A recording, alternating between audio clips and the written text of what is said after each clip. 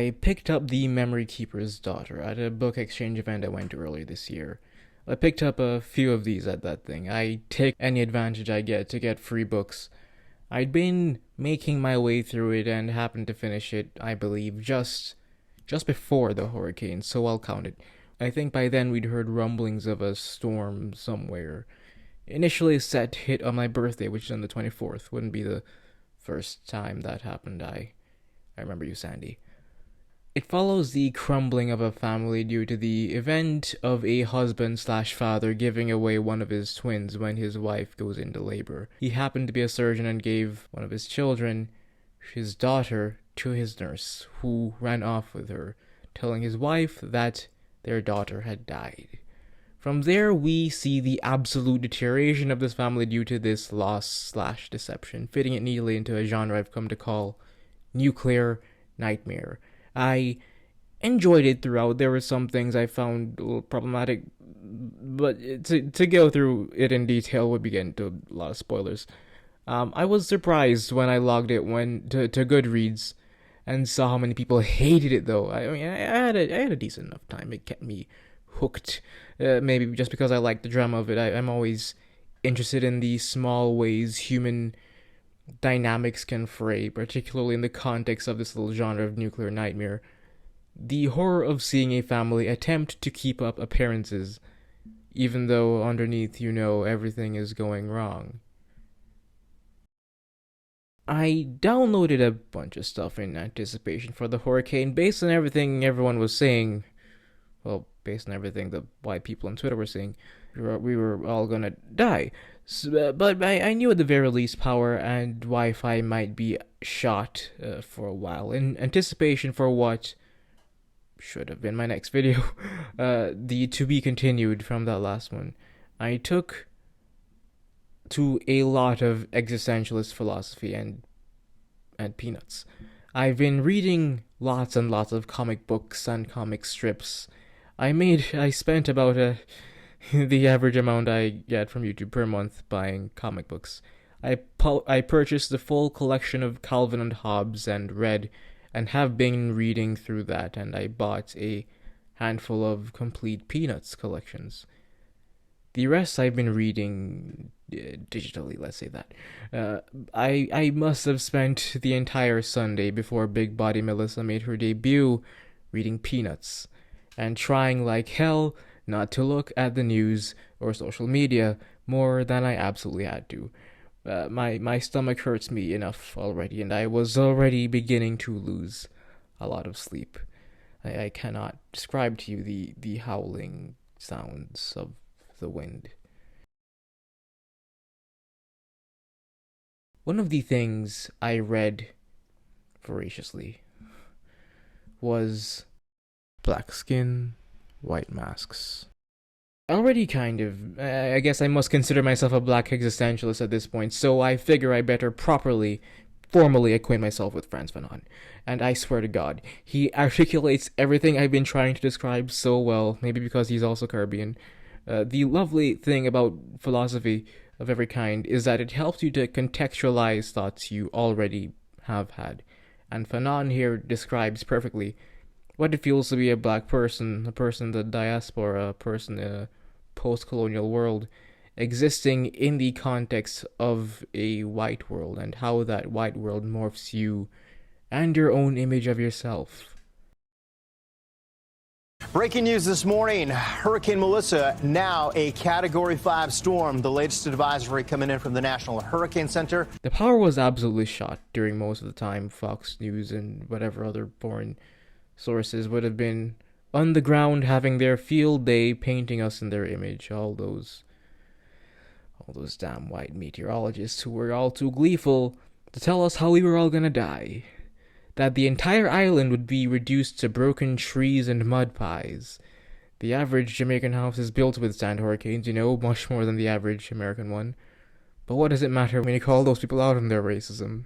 They seem genuinely baffled, genuinely astonished when they tell you that you, in such flippant and frank terms, and everything you know, will be gone overnight, and the only chance of survival is to evacuate they are displaying their own contempt. It's a perfect donut, if you will, with a perfect eye. Very nice ventilation with this system. Storm top's impressive when you look at all of the white there. This isn't just a place they're talking about, it's a country.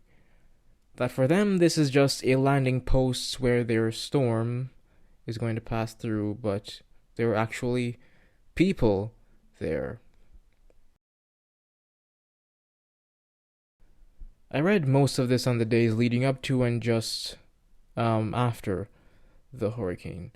As like the bulk of my Peanuts volumes, I had this one digitally. At that point, before the storm, I had genuinely no clue what was going to happen. The air was still hardly even any rain where I lived, so I just sat up and read. During the storm, I blasted my way through this biography of Joan Crawford, which I also picked up at that book exchange. It's a very old book. I read that and lots of Calvin and Hobbes. I never knew Joan Crawford was racist. I mean, I just knew she was one of those old Hollywood stars, and as much as I'm Alice Hollywood, it's always interesting to learn things. The story is very much your traditional old Hollywood star tale, narrativized to the point where I don't know how much of it to take as gospel versus just the author's projections. But the big thing that stood out to me was that Joan actually did hold her own within the industry much longer than most women actors of that time did, by force. She had a very strong personality, hardened from when she was a child, then passing off her trauma to her own children, and many of the people she crossed paths with. After the hurricane passed, and I was eventually able to find Wi-Fi, I went to Letterboxd and realized I hadn't seen any of her films either. Massive blind spot, to be honest. A bit embarrassing, actually.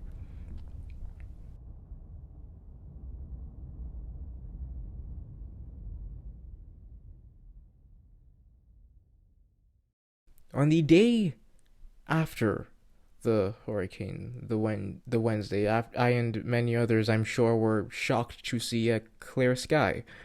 Still without power, somehow miraculously with water, our damage was minimal. A few fallen tree branches in our yard. I walked outside of my house, ventured around the neighborhood, found some fallen trees. Massive ones. I still hadn't heard from anyone outside of my immediate community. We had no signal, but we were spared.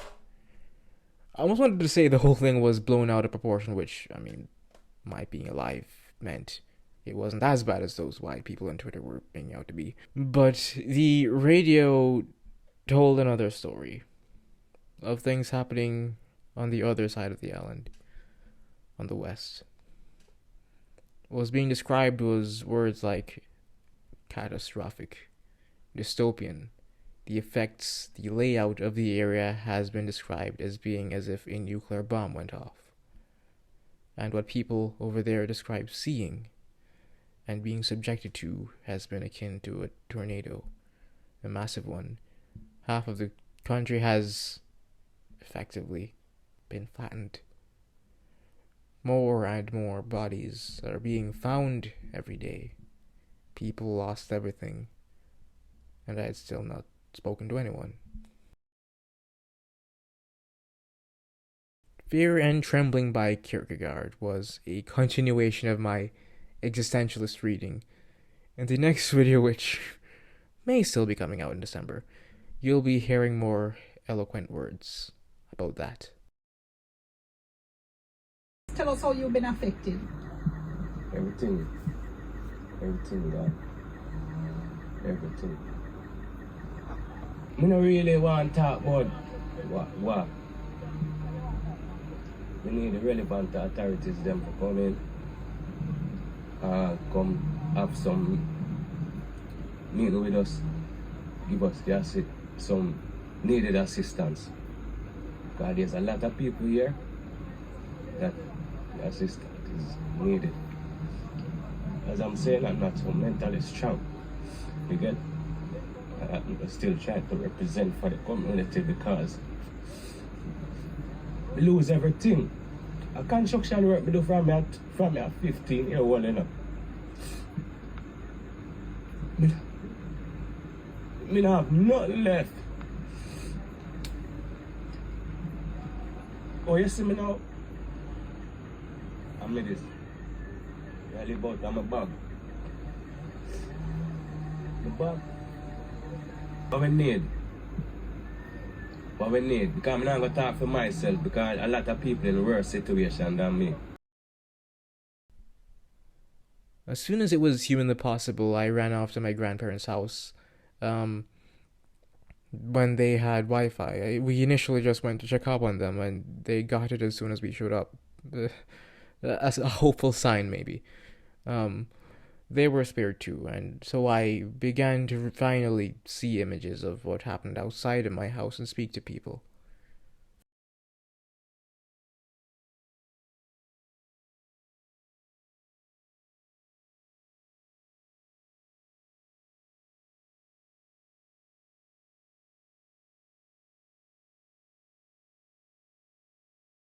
First thing was to ask them how they were, then look for relief support, before I tell my YouTube viewers that I'm not dead. I didn't want to tell them I wasn't dead and not have any resources for others who are not in my position. You know, for that many people, there's at least one Jamaican, and I have been, deeply touched by their concern. I'm very fortunate, and many, many, many people are not. I looked for what other relief sources were being shared, what the news was, what the coverage was. I almost regret it. But I have more love in my heart for everyone in Jamaica, everyone in Venezuela, in Cuba, in St. Kitts, in Haiti, everyone who received this and has been so quick to support and mobilize and share resources. The many mutual aid efforts that have already been on the way in just the days following the storm. I was a little shocked by everyone else. Fox has been here shoving their cameras into people's faces as if they were cattle. There have been AI-generated videos made, some portraying us carefree Jamaicans going on as usual. Some videos attached together random images of calamity affecting quote-unquote black spaces, a lot of them being set in Africa.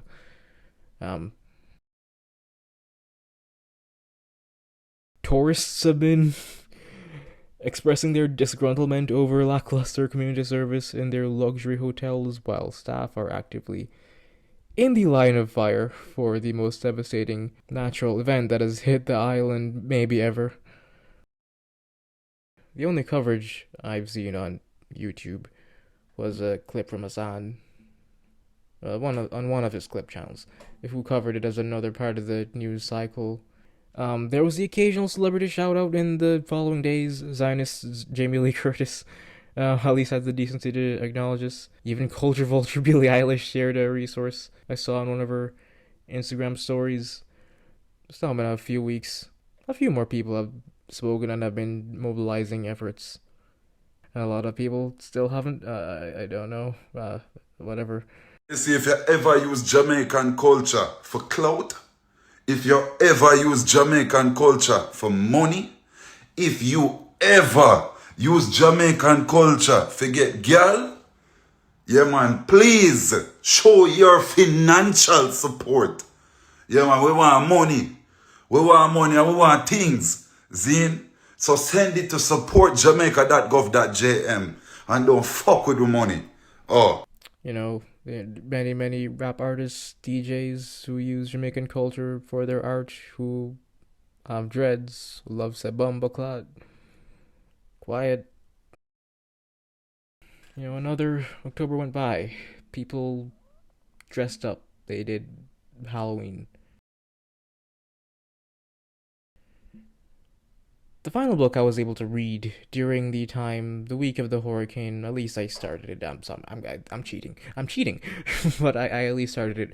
Was Family Lexicon, a very narratively fascinating memoir / autobiography about the author's family living in Italy during and after Mussolini's era, before, during, and after Mussolini's era of fascism. It is such wonderful prose. There's There isn't really a plot, there are no chapters, it's just our girl, Natalia Ginsburg, I believe is her name, yes, telling us about her family during those times of war.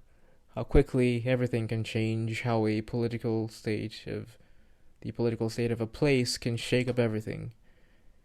It was originally printed in Italian, and I read the English version. I always feel like I'm reading an incomplete version of a book when I read a translation. I wonder how much of Fanon's prose was lost in translation too.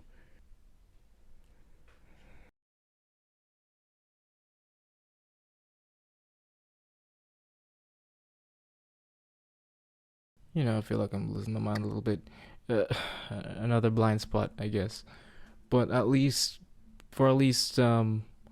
as many people who responded to my community posts or bumped their Patreon subscriptions, shout out to you guys, by the way.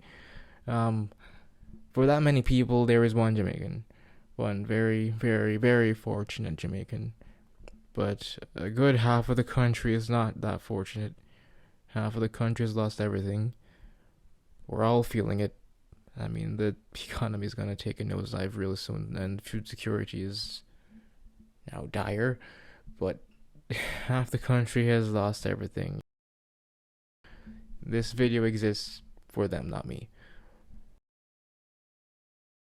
People have been speaking about the genocide in Sudan. I don't think I'm talking about Sudan. I have my blind spots too. Family Lexicon took me through the last days without light into the next week, as we in the eastern parishes have begun, at least attempt, to resume life, in some capacity, again. There was no real plot, just characters and the ways they changed and adapted to their changing world. A post-fascist Italy was never going to be the same as a pre-fascist one. I made a whole retrospective of Pier Paolo Pasolini on my Patreon, where I spoke about that. Yet some things stayed the same. The story opens with Natalia's mother going over some old tale that she's repeated 1,000 times over, and her father telling her that she's repeating herself. The story ends with Natalia's mother going over some old tale that she's repeated 1,000 times over, and her father telling her that she's repeating herself. Everything changes, yet it all remains the same. I need to read this book again.